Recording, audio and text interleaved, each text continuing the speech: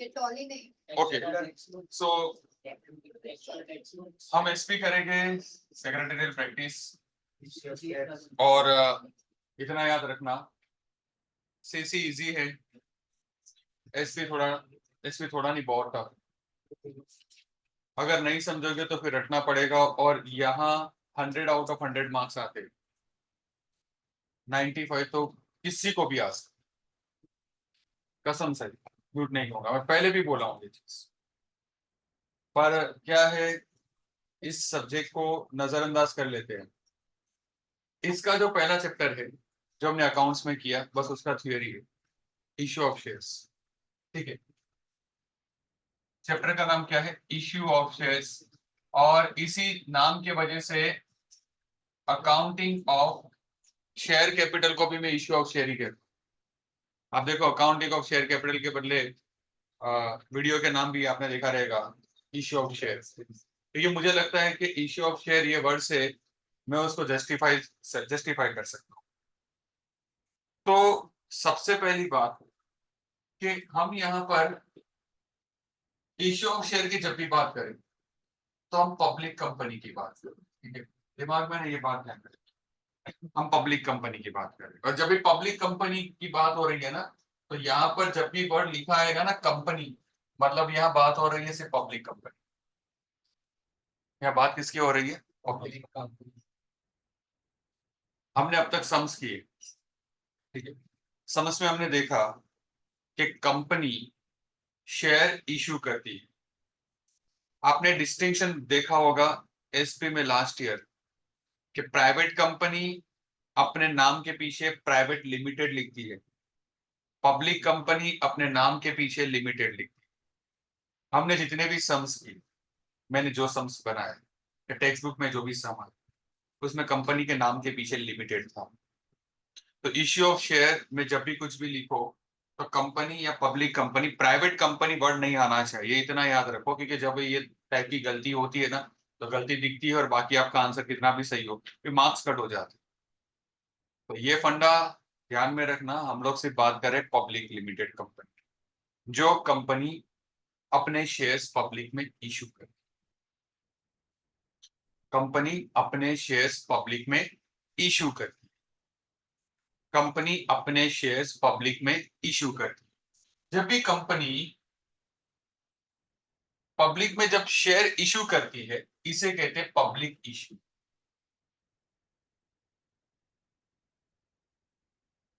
इसे बहुत फेमसली इसका नाम रखा गया है पब्लिक इश्यूज। पब्लिक इशू मतलब शेयर्स पब्लिक में इशू करना, इनिशियल पब्लिक ऑफर भी कहते हैं। स्टॉक एक्सचेंज 6000 पॉइंट सेंसेक्स नीचे गिरा और तकरीबन कुछ हजार के ऊपर निफ्टी नीचे गिरा।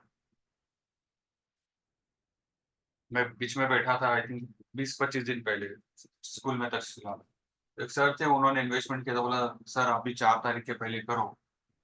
पर मुझे ऐसा लग रहा था कि बीजेपी की सरकार नहीं बन सकती, उसको तकलीफ होगी, उसको मेहनत करनी पड़ेगी।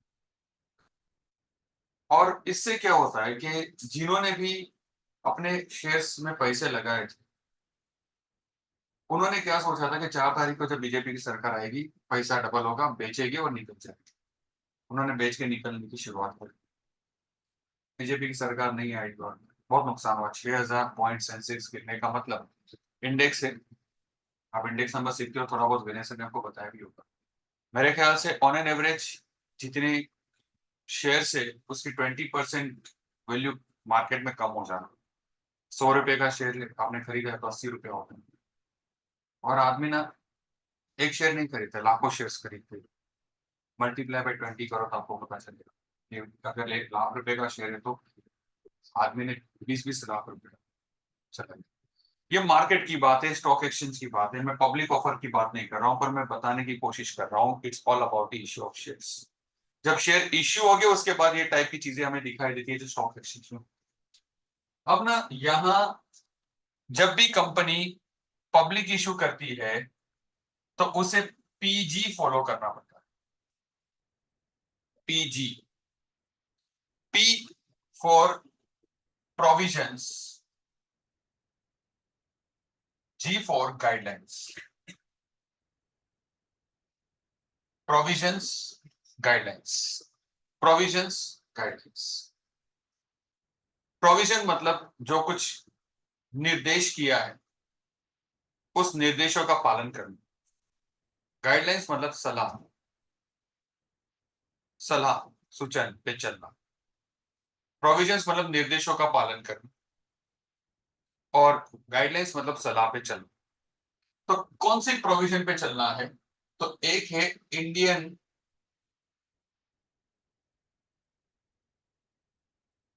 कॉन्ट्रैक्ट रेगुलेशंस एक्ट 1956, जिसको स्केरा, मैं स्केरा कहूंगा बार, स्केरा 1956, स्केरा, स्केरा SCRA, स्केरा SCRA। सबका फुल फॉर्म कर याद रखने जाओगे तो फंस जाओगे। एब्रिविएशन याद रहेगा, ऑप्शन आ गया तो SCRA आपको ढूंढना है, इतना टफ नहीं है। कोई आप CA की एंट्रेंस एग्जाम नहीं देने जा रहे हो कि SCRA के ऊपर 4 ऐसे हेक्ट आ जाए। SCRA याद रखना है, SCRA 1956, स्केरा 1956, स्केरा 1956। दूसरा है Indian companies act 2013, ICA, Indian companies act 2013। किसकी प्रोविजंस माननी है, किसकी प्रोविजंस को निभाना है? स्केरा 1956, companies act 2013, स्केरा 1956, companies act 2013, स्केरा 1956, companies act 2013। Guidelines माननी है सेबी की, securities and exchange board of India. SEBI की गाइडलाइंस माननी है अंडर सेबी एक्ट 1992। इस बार ये अकाउंट्स में आया, ये क्वेश्चन अकाउंट्स में आया था और 1991 और 1992 दोनों ऑप्शन। मैंने जिसने 1991 किया था उसको भी राइट किया, जिसने 1992 किया था उसको भी राइट किया।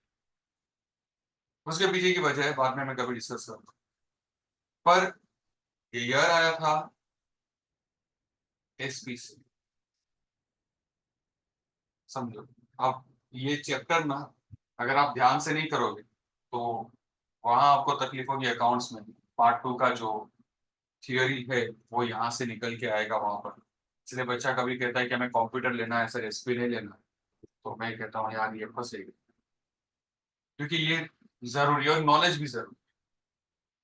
सेबी संस्था है, security exchange board of India, उसका एक कानून है, इसका नाम है SEBI act 1992, SEBI act 1992, SEBI act 1992। तो सेबी गाइडलाइंस देता है अंडर सेबी एक्ट 1992 और प्रोविजन किस में लिखी हुई है? स्केरा 1956, companies act 2013।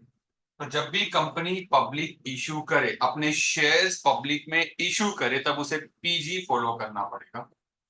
P for provisions, G for guidelines, provisions of SCARA 1956 and provisions of Indian Companies Act 2013 and guidelines of SEBI under the SEBI Act 1992। Exam में इस बार ये अकाउंट्स के पेपर में MCQ में था, ठीक है, MCQ में ये क्वेश्चन था।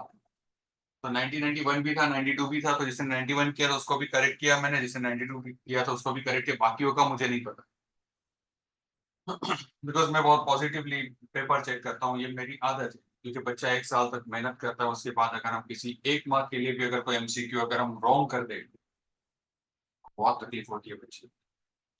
सो ये एग्जाम में आ सकता है कि 1 मार्क के लिए, while public issue company has to follow which provisions and guidelines of what, आपको याद रखना है provisions of PG मतलब provisions and guidelines, provisions of SCARA 1956, Indian Companies Act 2013 and guidelines of SEBI under SEBI act 1992, 1992, 1992, 1992।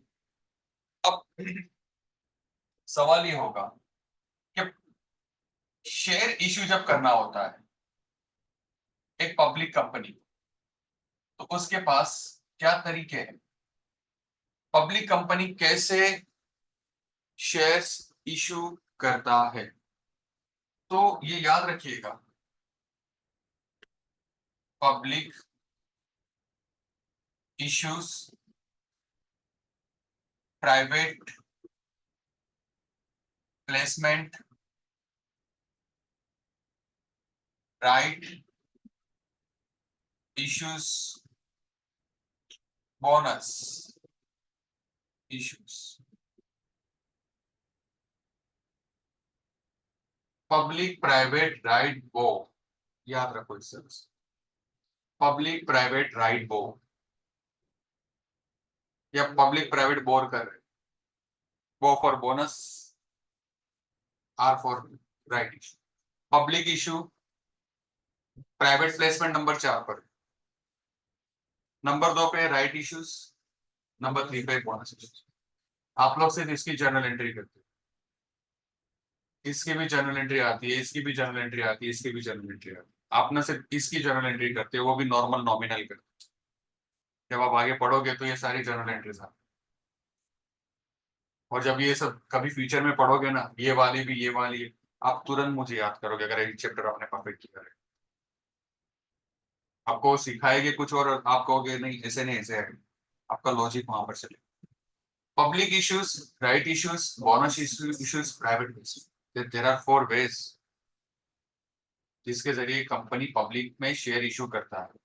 याद रखना रहेगा तो कैसे याद रखोगे, public private right bonus, public private right bonus, public issues private placement right issues bonus issues. ठीक है, 2 चीज अभी दिमाग में डाल दो। पहला, provisions and guidelines, provisions of SCRA 1956, Indian companies act 2013, guidelines of SEBI under SEBI Act 1992, 4 ways of issue shares to public, public private right bonus, public issues, number 4 private placement right issues, bonus issues। Is it clear? अब ना पहले इतना लिखो चलो, कि फिर मैं पूरा बोर्ड पढ़ दूंगा फिर।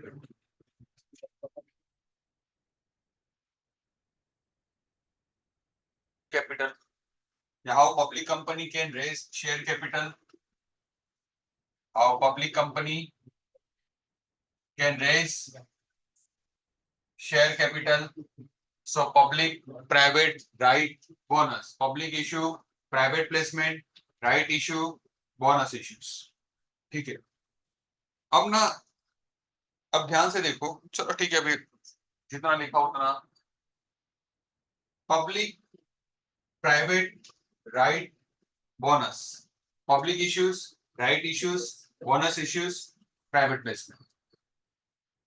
अब पब्लिक को कैसे पता चलेगा कि भाई साहब किसी कंपनी ने शेयर इशू किए मार्केट, तो उसके लिए इशू किया जाता है प्रोस्पेक्टस, प्रोस्पेक्टस, प्रोस्पेक्टस। प्रोस्पेक्टस मतलब एनी काइंड ऑफ, किसी भी प्रकार का नोटिस, एक नोटिस, नोटिस मतलब पता है, निर्देश कराना, नोटिस करवाना, और यहां पर एक लिखा हुआ निर्देशन, नोटिस सर्क्यूलर, एक कागज का टुकड़ा जो सब में घुमाया, सबके बीच में घुमाया जाता है। और एडवर्टाइजमेंट लिखना बंद करो, ध्यान दो, any kind of notice, circular, advertisement और any other document, any kind of document, any kind of document, और ऐसा कोई भी ऐसा डॉक्यूमेंट जिसके जरिए, through which company invites public to subscribe its shares, इसके जरिए थ्रू विच कंपनी, मतलब पब्लिक कंपनी, कंपनी इनवाइट करता है किसको? पब्लिक। क्यों इनवाइट करता है? टू सब्सक्राइब करो यूट्यूब चैनल नहीं, इट्स शेयर्स। पर आप यहां शेयर्स नहीं लिखोगे, आप यहां लिखोगे सिक्योरिटीज। ठीक है, शेयर्स नहीं लिखोगे, क्या लिखोगे? सिक्योरिटीज। एग्जाम के लिए IMP ये, और एक मैं भी बताता हूँ, दोनों में से कोई डेफिनेटली आएगा, डेफिनेटली। जैसे क्वेश्चन पेपर होगा और या ये और दूसरा, दोनों में से कोई कंफर्म होगा। अगर मुझे कोई कहे प्रोस्पेक्टस क्या है, तो मैं सीधा लिखता हूँ प्रोस्पेक्टस क्या है? नोटिस एनी काइंड निकाल देंगे, नोटिस सर्कुलर एडवर्टाइजमेंट, नो सी एड, नोटिस सर्कुलर एडवर्टाइजमेंट और any kind of document, notice circular advertisement or any kind of document through which company invites public to subscribe its securities is called as prospectus. Prospectus means notice, circular, advertisement or any kind of document। भी रुक जाना है, हमेशा इस तरह से याद रखो, जिसके जरिए through which company invites public to subscribe its securities. मतलब ये समझ लो कि जब कोई बंदा, जैसे मेरे भी यूट्यूब चैनल पे भी एक पहला वीडियो है जो प्रोस्पेक्टस की तरह होता है, पर मैंने कभी भी किसी भी वीडियो में मैंने ये नहीं कहा है कि subscribe my channel, bell button को लाइक दे, वो कभी नहीं। भीख मांगना अपनी फितरत नहीं, मेरा वीडियो लाइक करो, शेयर करो, भीख मांगना अपनी फितरत नहीं। पर कंपनी को भीख मांगनी पड़ेगी, उसको पब्लिक को बोलना पड़ेगा आइए और मेरे कंपनी के शेयर्स करिए। इनवाइट करता है, इनविटेशन देता है। पुराने पेपर्स में अगर कहीं पर प्रोस्पेक्टस होगा तो मैं जरूर शेयर करता हूँ कैसे दिखता है प्रोस्पेक्टस को। अगर हम अलग नजरिए से देखें तो ये माना जाता है कि किसी स्कूल का, कोचिंग इंस्टीट्यूशन का इट्स ऑल प्रोस्पेक्टस हो सकता है। बट जब पब्लिक इशू की बात करें तो प्रोस्पेक्टस उससे लाख करोड़ गुना ज्यादा इंपॉर्टेंस रखता है, वो क्वालिटी बहुत अलग होती है। तो प्रोस्पेक्टस की जब भी बात हो तो क्या है? नोटिस है, एक सर्कुलर घुमाया हुआ, या किसी न्यूज़पेपर में या टीवी पे आई हुई एडवर्टाइजमेंट हो सकती है, या फिर ऐसा कोई भी डॉक्यूमेंट जिसके जरिए थ्रू कंपनी इनवाइट्स करता है पब्लिक को to subscribe its securities। ठीक है, दिस IMP। पर एक और क्वेश्चन है जो मुझे लगता है कि इसके जितना ही इंपॉर्टेंस रखता है, और ना इसका आंसर जस्टिफाइबल नहीं होता है। Offer for sale, offer for cell. अब ना मेरी बात सुनिएगा ध्यान से, समझ में नहीं आएगा अदरवाइज, समझ में नहीं। प्रोस्पेक्टस क्या बोलता है? अब तक हमने जो अकाउंट्स में सम से XYZ limited company issued 12 lakh equity shares, Raj machines का, ठीक है। फिर सब्सक्रिप्शन कितना हुआ था? 14,70,000 ये सब्सक्राइब किए।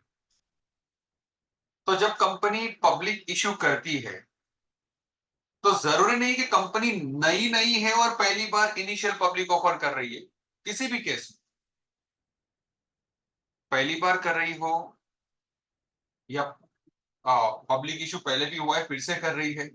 मैंने आपको ना उसमें एक बार बताया था, authorise capital, issued capital, unissued capital, bifurcation बताया था। कैपिटल का जो हिस्सा अभी इशू नहीं हुआ है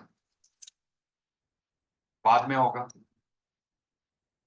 तो along with initial public offer, अब आपको यहाँ पर ऐसे लिखा गया है तो हम ऐसे ही चले, along with initial public offer के साथ साथ एग्जिस्टिंग शेयर होल्डर, जो शेयर होल्डर कंपनी का अभी है। अब सुनो, मैं आपको एक सिंपल सा एग्जांपल दे, मैं कंपनी सेक्रेटरी, ड्रीम था नहीं बन पाया, है पर नॉलेज बहुत सारा है। मैं कंपनी के बिहाफ में इनिशियल पब्लिक ऑफर पब्लिक को दे रहा हूं वाया प्रोस्पेक्टस, कि आइए और मेरे कंपनी के शेयर्स पे। मैं किसी कंपनी की शेयर होल्डर, उसके पास तकरीबन लाख शेयर, 1 लाख शेयर्स पड़ा है। तो ये भी क्या सोचती है कि कंपनी के साथ साथ बहती गंगा में मैं भी हाथ धो ले, मैं अपने ना 50-60 हजार शेयर्स की ऑफर कर कंपनी के साथ। समझो मैं क्या कह रहा हूं, मैं तो कर रहा हूँ पब्लिक को आइए आइए शेयर्स खरीद, पर महक सोचती है कि मैं भी इसका फायदा उठाऊं। एग्जिस्टिंग शेयर होल्डर क्या करते हैं, existing share holders also can also offer कर सकते part of his share holding, अपने शेयर होल्डिंग का part two the general public के द्वारा थ्रू प्रॉस्पेक्टस, उसका भी प्रॉस्पेक्टस होगा,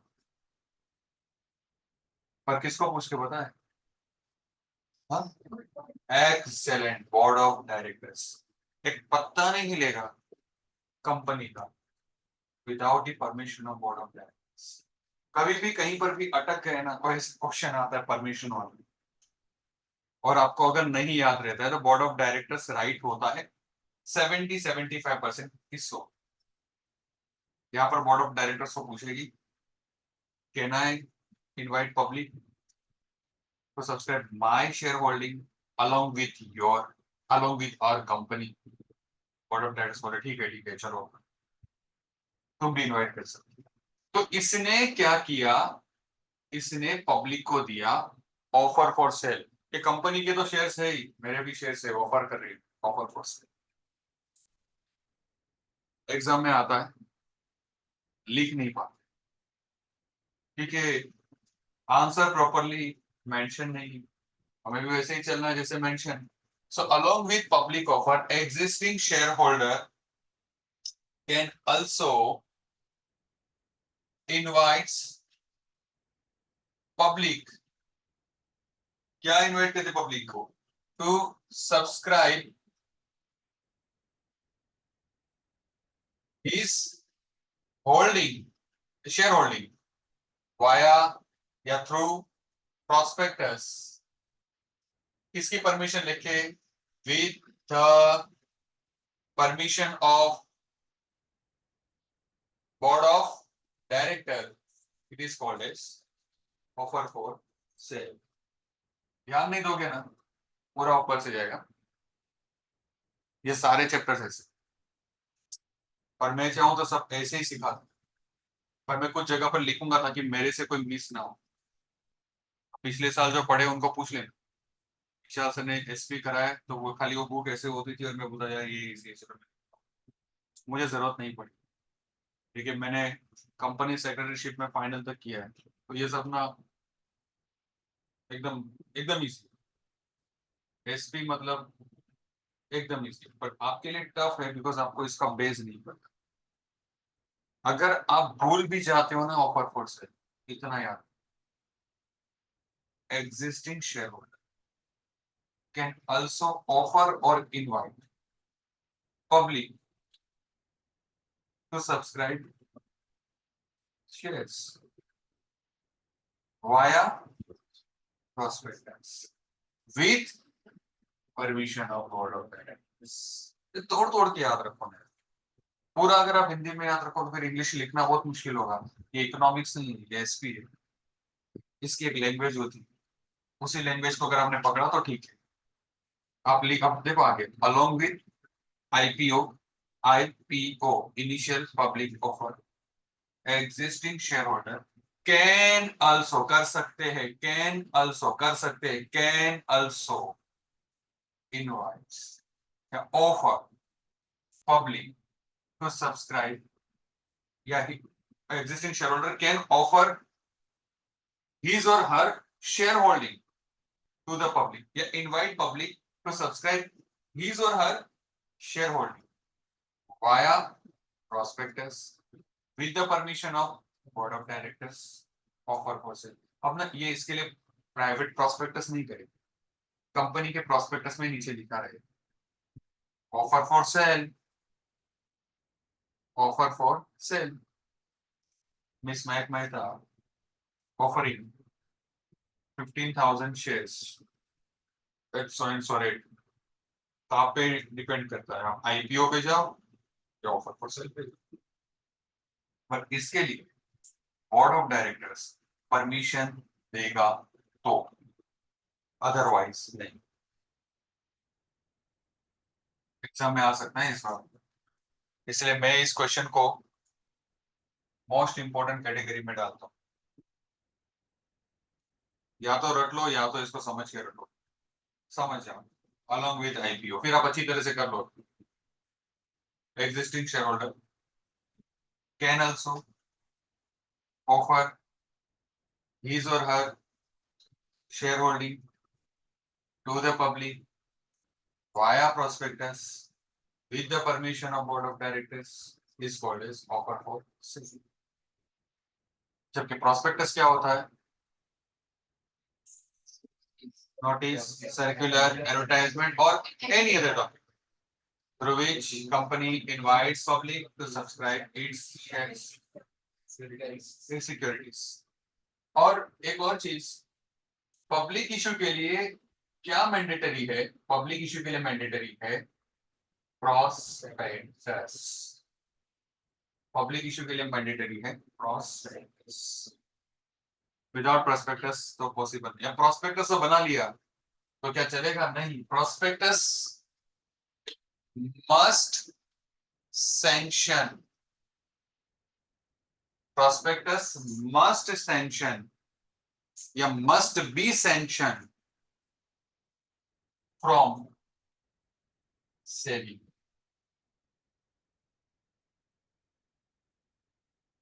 ये भी एग्जाम में आ सकता है। 20 मार्क का एमसीक्यू है, क्या करें बता। तो प्रोस्पेक्टस कंपनी ने बना लिया तो डायरेक्ट इशू कर सकते हैं? नहीं, सेबी को भेजो, सेबी पढ़ेगा, सब कुछ सही होगा तो सही सिक्का करेगा, सैंक्शन करेगा। उसके बाद कंपनी ये प्रोस्पेक्टस पब्लिक में इशू कर सकती, तब तक नहीं। तो prospectus must be sanction by dash. तो ऑप्शन गजब गजब, रजिस्ट्रार होगा तो पहले फिसल गए, रजिस्ट्रार ही होगा, कंपनी की मां का नाम रजिस्ट्रार ऑफ कंपनीज। फिर आता है सेबी, फिर और कोई एक दो नाम दे देगी, उस पर आपको डाउट नहीं होगा, आप सीधा सोचोगे क्योंकि आपको सिखाया भी वही, सब कुछ होता है रजिस्ट्रार होता है, तो रजिस्ट्रार के पीछे पड़ गए और रजिस्ट्रार टिक करके आ गए। जब भी मामला शेयर्स का हो,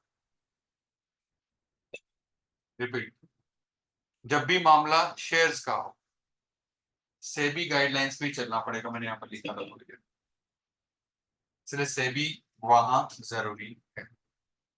ठीक है, आपको पता है सारा इशू करता कौन है? Company secretary. सारा इशू करने की जवाबदारी किसके कंधों पे होते हैं?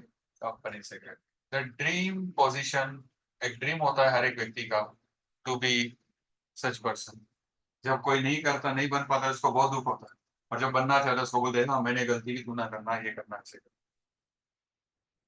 कंपनी का issue, initial public offer, public issue पूरा संभालेगा कौन? Company secretary. किसके जरिए पता है? With the help of, with the help of intermediaries. किससे डायरीज? Intermediaries. With the help of intermediaries. The entire initial public offer या public issue look after by dash company secretary with the help of intermediaries। अब intermediaries का मतलब क्या होता है? अब सुनो मेरी बात, कंपनी पब्लिक इशू कर रही, मैं बहुत कुछ समझाऊंगा आपको, बहुत अच्छे से समझ आएगा कि शेयर मार्केट में जाने से पहले शेयर किस तरह से पब्लिक में बाहर आता है। ये चैप्टर में मैं सब कुछ सिखाऊंगा। खाली इंटरेस्ट रखना, मजा आएगा। अब सपोज XYZ कंपनी का सेक्रेटरी मैं हूं, कंपनी सेक्रेटरी, ठीक है। मेरे कंधों पे बोर्ड ऑफ डायरेक्टर ने जिम्मेवारी डाल दी कि भाई साहब तू ना शेयर इशू कर, प्रोस्पेक्टस बनाया, सेबी से सैंक्शन करवाया, प्रोस्पेक्टस बनाने के टाइम पे PG देखा, provisions of SCRA 1956, Indian companies act 2013, guidelines of SEBI under SEBI act 1992, ठीक है। कुछ ऑफर फॉर सेल था वो भी इंक्लूड किया। फिर मैंने सेबी के पास भेजा, सेबी ने सैंक्शन किया, पर मैं आप तक पहुंचू कैसे? अगर मेरी हेड ऑफिस रजिस्टर्ड ऑफिस अगर बॉम्बे में है या अहमदाबाद, पूरे इंडिया में मैं पहुंचू कैसे? तो पब्लिक और कंपनी के बीच का कोई कनेक्टिंग लिंक होना चाहिए, और वो connecting links are intermediates. Exam में क्वेश्चन पूछ सकते हैं, नेम या लिस्ट आउट या give two names of intermediates, या ऑड वन आउट भी हो सकता है, इसमें से कौन सा इंटरमीडिएट्स नहीं है। तो इंटरमीडिएट्स में है, मैं इसको रफ करता हूँ, ठीक है ना, रफ करो ना इसे। ये याद रहना चाहिए आपकी ना, ऐसा नहीं हो, सॉरी बेटा, ये ऐसा नहीं होना चाहिए कि याद नहीं है सर, हुसैन है क्यों, तब ऐसा नहीं। तो सबसे पहले है लिस्ट ऑफ इंटरमीडिएट्स। सबसे पहले आता है बैंकर्स टू द इशू। ये कौन है ये मैं आपको बताऊंगा बाद में, पहले अभी याद रखो। Bankers to the issue. Number 2 है lead manager. Bankers to the issue, lead manager, underwriter. ये अंडर राइटर कौन होता है, शायद आपने 11 में थोड़ा बहुत इसमें सीखा होगा। डिपोजिटरी, ब्रोकर, शेयर ब्रोकर होते हैं ना, क्रेडिट रेटिंग एजेंसी, बहुत सारे क्रेडिट रेटिंग एजेंसी को अभी लिखो, जरूरत है इसकी, लिख देते, क्रेडिट रेटिंग एजेंसी, बस बहुत है। ये इतने मेन इंटरमीडिएरीज है। Bankers to the issue, lead manager, underwriter, depository, broker, credit rating agency. Bankers to the issue, lead manager, underwriter, depository, broker, credit rating agency, credit rating agency, credit rating agency. अब ये intermediaries है, तो अब एक sentence बना, एक sentence बना, company secretary can complete public issues with the help of intermediaries like bankers to the issue, lead manager, underwriter, depository, broker, credit rating agency, etc. After obtaining sanction of prospectus from SEBI. कितना मस्त sentence, कितना अच्छा sentence. अगर कोई कोई question आया ना आया पर ये कहीं लिखना हो तो कितना अच्छे से लिख पाए। Company secretary can complete entire process of public issue with the help of intermediaries like blah blah blah blah blah blah blah by obtaining हासिल करना सैंक्शन, किसको सैंक्शन करना, ऑफ प्रोस्पेक्टस फ्रॉम सेल, तभी कंपनी सेक्रेटरी देखो काम कर सकते, company secretary का काम नहीं। अब एक्चुअली में पब्लिक इशू करना मतलब क्या करना, पब्लिक इशू करना मतलब एक्चुअली में करना क्या। तो जब बात होती है कि पब्लिक इशू करना मतलब क्या करना,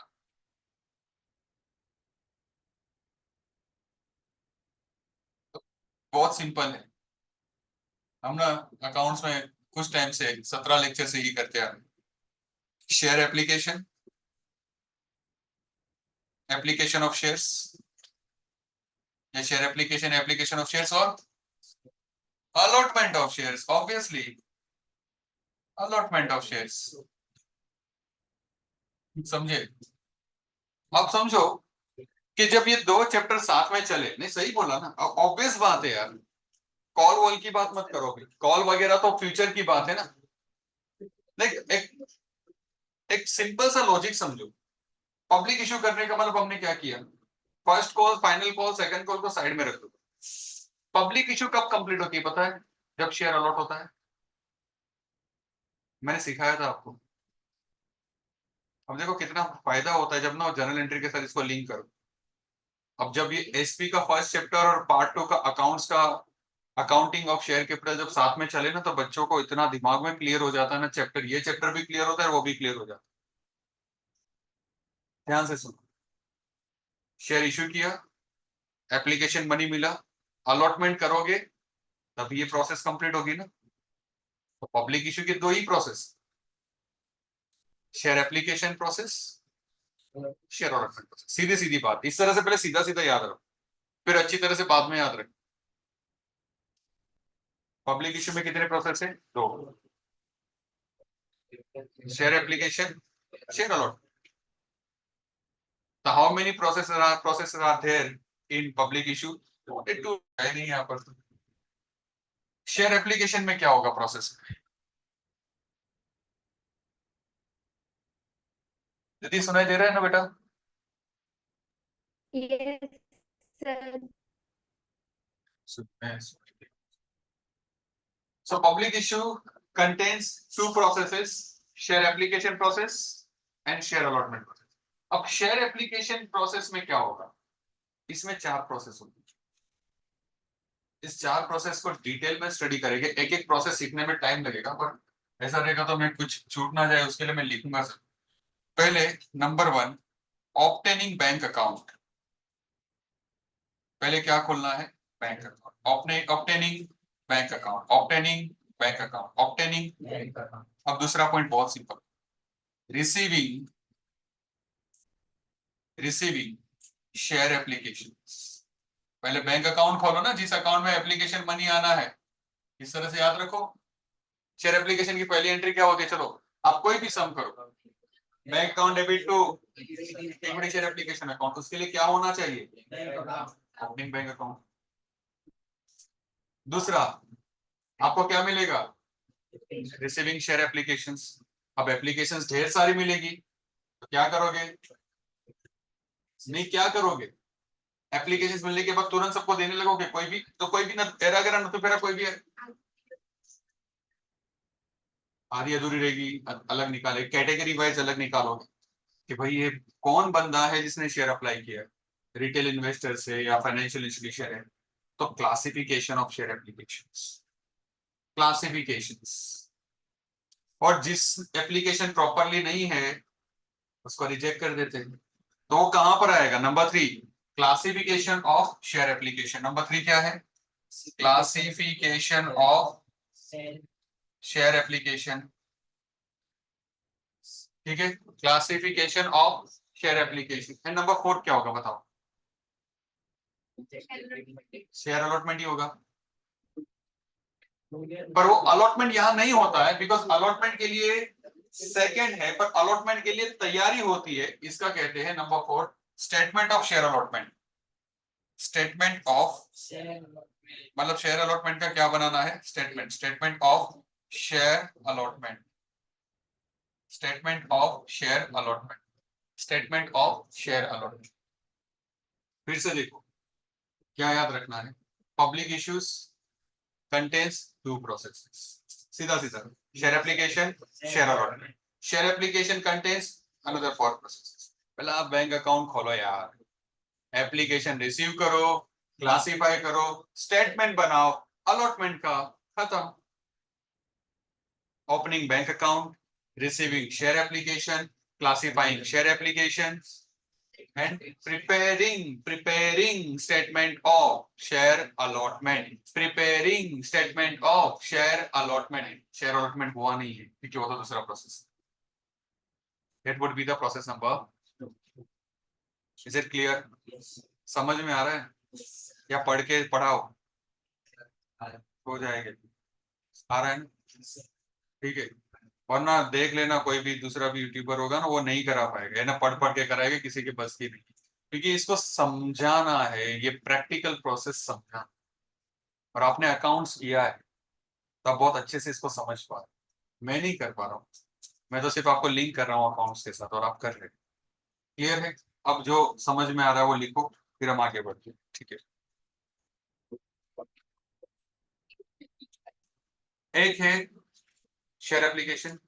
सिर्फ शेयर एप्लीकेशन नहीं लिखे, ठीक है, इसमें ना फर्दर चार प्रोसीजर्स, इसलिए इसका नाम हम रखेंगे प्रोसीजर्स ऑफ शेयर एप्लीकेशन। मैंने सिर्फ शेयर एप्लीकेशन लिखा है, पर इसके आगे लिखना पड़ेगा प्रोसीजर्स। व्हाई?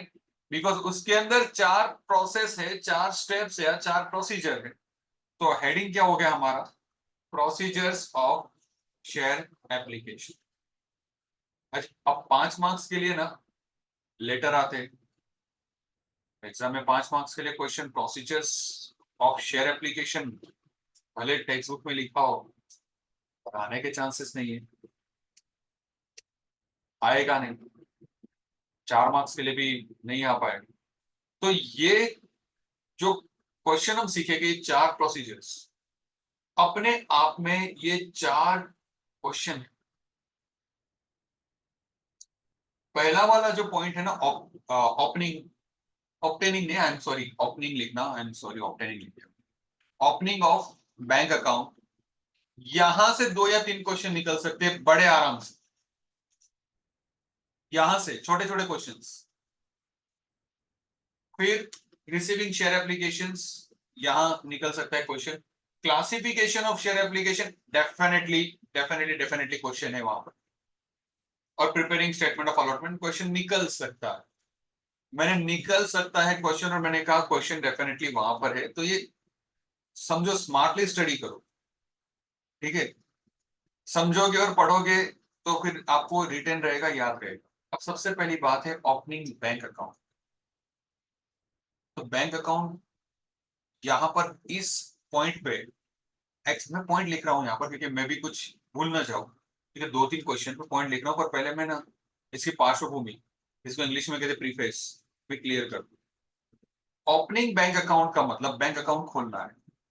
अब तुरंत कहोगे सर कंपनी का बैंक अकाउंट, राइट, आया ना, ऑब्वियस बात है। साथ में यहां पर जो शेयर होल्डर शेयर खरीदना चाहता है, उसको भी बैंक अकाउंट खोलना है। तो यहां पर दोनों के बैंक अकाउंट की बात हो, दो अलग अलग क्वेश्चन। अब ना हमें क्या होता है, पता, आदत होती है रटने की, तो रटोगे तो फिर फंस जाओगे।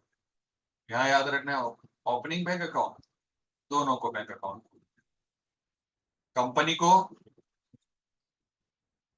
शेयर होल्डर नहीं बोल सकते, investors who are going to apply shares। अब दोनों के बैंक अकाउंट के बारे में मैं बता देता हूं, उसको उसके साथ में चिपका देना। कंपनी जो बैंक अकाउंट खोलेगा उसका नाम होगा escrow, ESCROW, escrow, ESCROW, escrow, escrow, escrow question आएगा उसमें। और पब्लिक के लिए है आसबा, 2 क्वेश्चन। मुझे पूछोगे क्या क्वेश्चन निकल सकता है, ऑफर फॉर सेल, एस्क्रो, आसबा, ये 3 क्वेश्चन ऐसे नजर में आते हैं कि ये आ सकते। कंपनी कौन सा अकाउंट खोलेगा, बैंक अकाउंट, एस्क्रो। और इन्वेस्टर को किस बैंक अकाउंट से आना है, आसबा।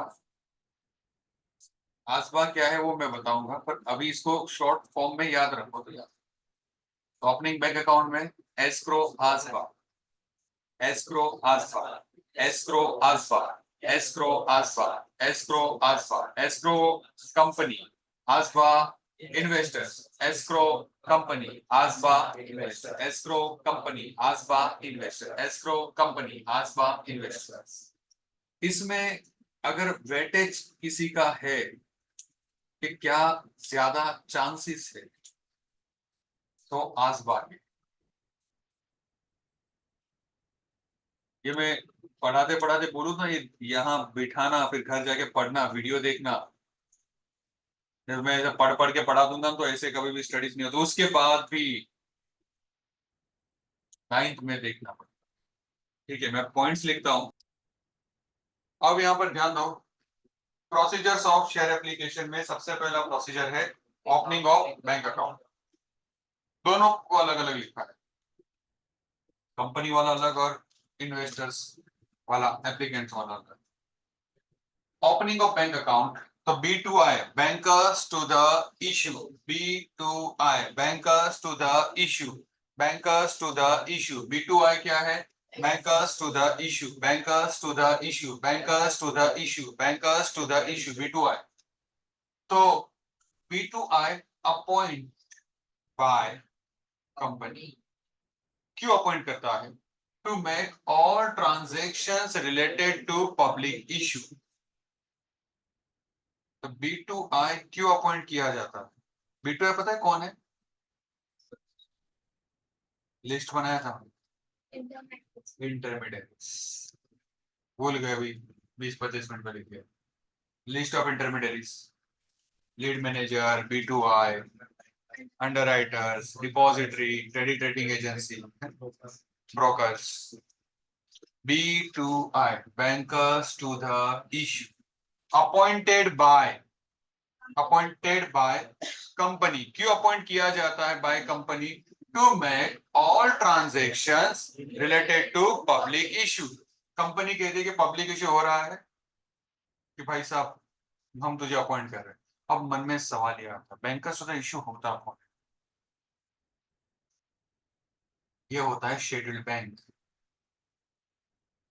जहां करंट अकाउंट पर, मैं सिंपल बात करूं, सीधी बात ना, ये करंट अकाउंट है यार शेड्यूल्ड बैंक का बस।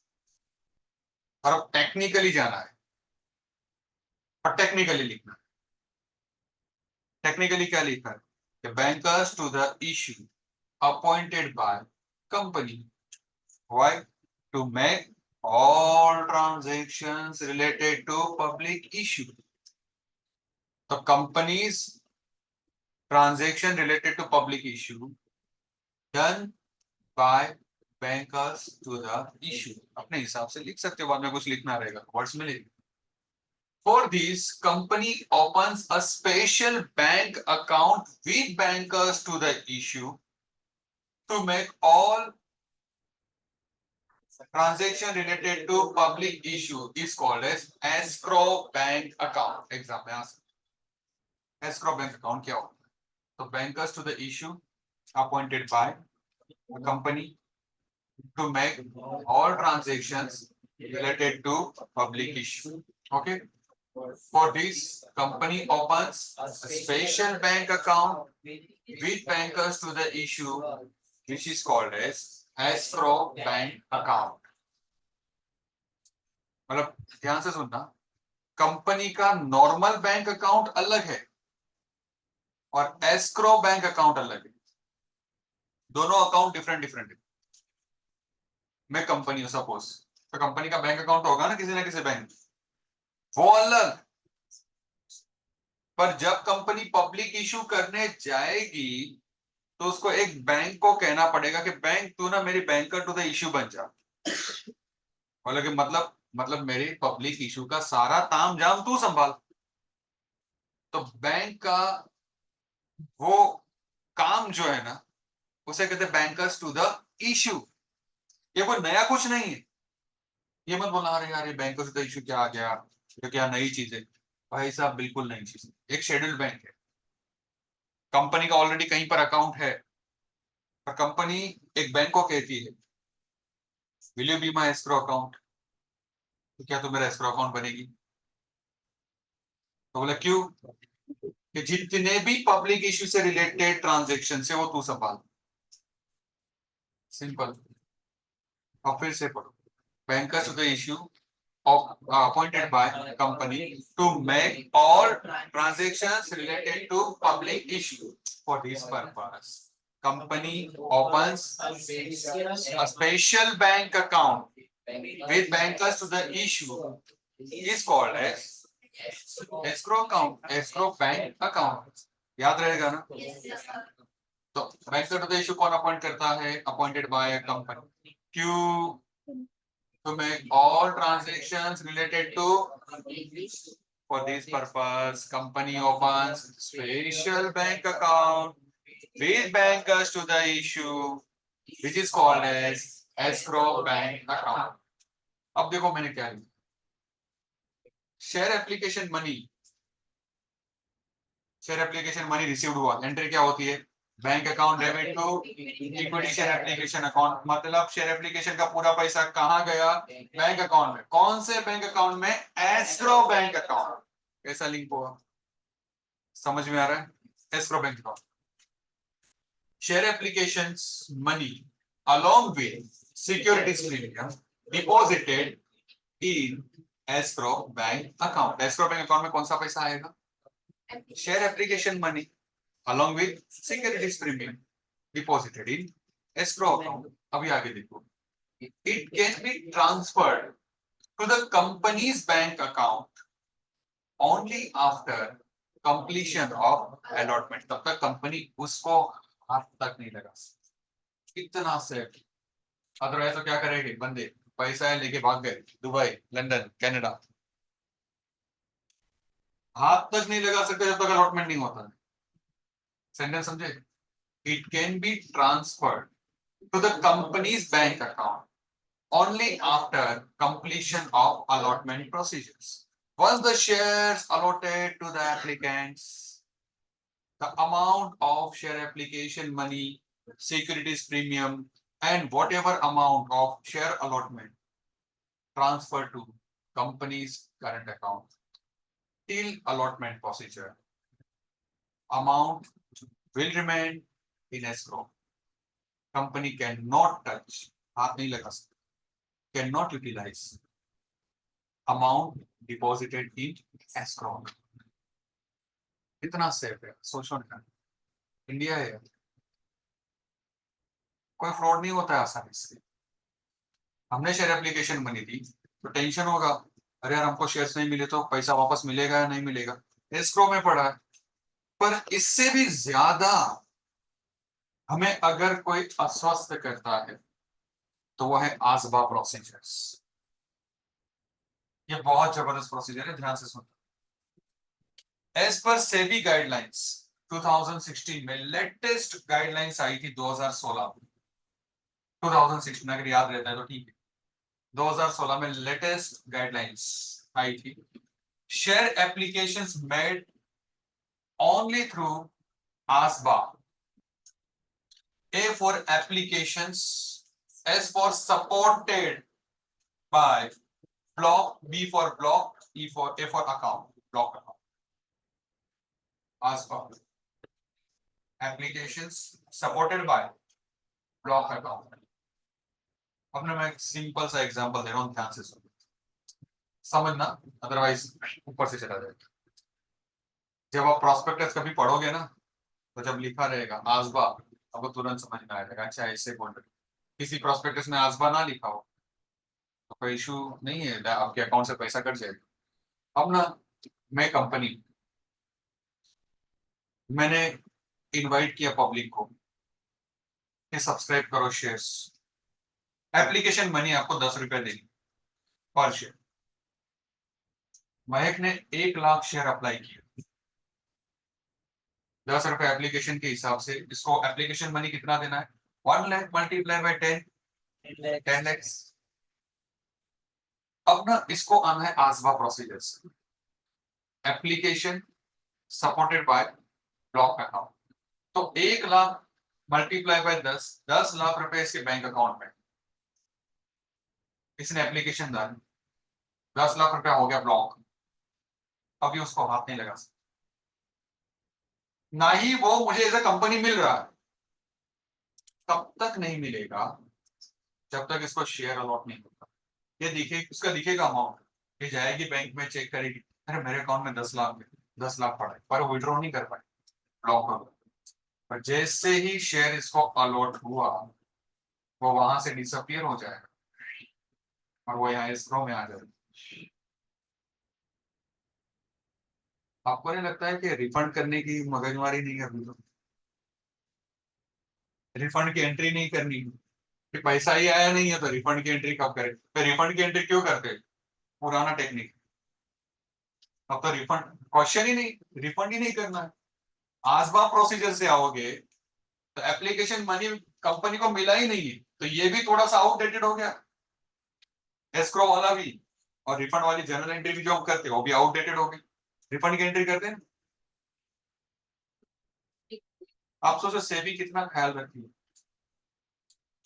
आज 1:30 बजे, 1:15 1:30 में खाना खा के उठा, सेबी ने ट्रेडिंग बंद कर दी सारे स्टॉक एक्सचेंज की।